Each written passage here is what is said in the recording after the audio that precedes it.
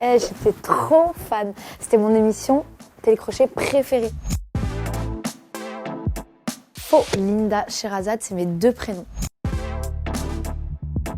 On va dire vrai. À force de chanter, c'est vrai qu'il a fini par toquer à ma porte et m'offrir mon premier synthé. Donc je pense que c'était plus pour me faire plaisir. Moi, je l'aimais trop. En plus, il s'appelait Michel. Vrai, j'ai l'oreille absolue, ouais. Je suis un peu autodidacte, on va dire. Je suis capable de refaire des notes, je compose, je fais un peu tout, voilà. Quand par exemple Michel m'a offert mon premier synthé, je savais pas faire de piano. C'était vraiment comme ça, autodidacte, que j'ai commencé à faire du piano. Vrai. J'étais trop fan. C'était mon émission télécrochet préférée. Et j'étais trop petite pour y participer, malheureusement. Ma sœur, elle m'a douillée, comme on dit. Elle m'a fait faire des vidéos chez moi à la maison en me disant justement que j'allais participer. Et finalement, j'ai fait des vidéos, mais j'étais trop jeune. C'était à partir de 16 ans, je crois que j'avais 8 ans, un truc comme ça. Nawel, je t'en veux. On va pas commencer à mentir au peuple. Je m'y intéressais, j'étais bien. C'est juste que voilà, j'étais très rêveuse à l'école. Les maths, la science, les trucs comme ça, là, c'était non. Et la meilleure, la musique, bien évidemment. Il y avait le français où j'étais forte.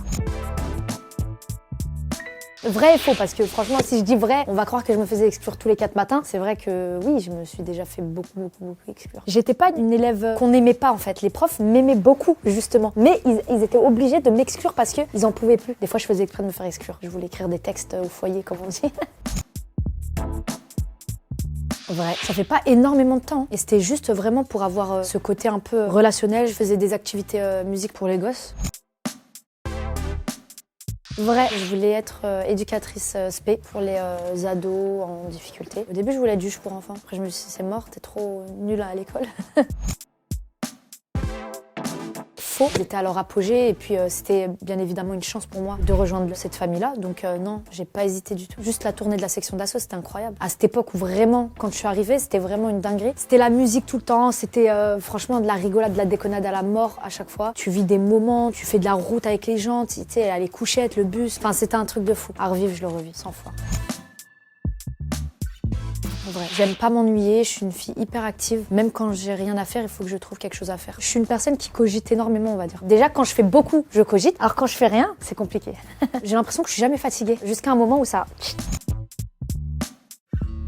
Vrai. Je relie ma vie privée à la vie d'autrui, on va dire, des gens, des personnes qui me suivent, de mes amis, de ce que j'entends, de ce que je peux imaginer aussi. Je fais un mix et puis voilà. Vrai, il faut mes frites. Petites frites du McDo. Non, je les mange avant. À mes risques et périls sur la scène. Comme on dit, grâce à Dieu, il y a rien qui s'est passé, donc ça va. Mais ouais, c'est vrai que mes frites, ça me déstresse. C'est la patate, l'aliment phare. Si on me dit, qu'est-ce qu'il te faut genre sur la terre, la patate. En purée, en frites, en ce que tu veux. Les frites, c'est ma vie, tout le monde le sait.